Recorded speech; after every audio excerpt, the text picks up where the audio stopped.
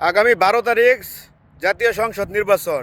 আর আজকে হচ্ছে 9 তারিখ। গতকাল রাতে থেকেই বিকাশ, নগদ এইসব যে ব্যাংকিং সকল কিছু বন্ধ করা হয়েছে, লেনদেন বন্ধ করা হয়েছে।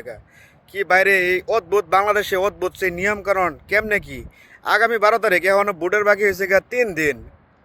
তাহলে এই যে মানুষ যারা আছে, হসপিটালে আছে, যারা ব্যাংকিংয়ে আছে, বিভিন্ন কাজকামের মধ্যে আছে, তাদের এই দুর্ভোগের অবস্থা কে চিন্তা করব।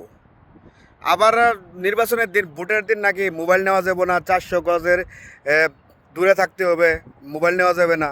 এইসব কি নিয়ম কানুন? এইসব দিয়ে কি মানে ভোট কি বেচা কিনা এইসব কি বন্ধ করা যাবে? আর 3 দিন আগে থেকে যে যদি কোনো মানুষ হসপিটালে থাকে বা জরুরি ভিত্তিতে কোনো কারো টাকার প্রয়োজন হয়, সেটা কিভাবে সম্ভব? কি এইসব কি অদ্ভুত না?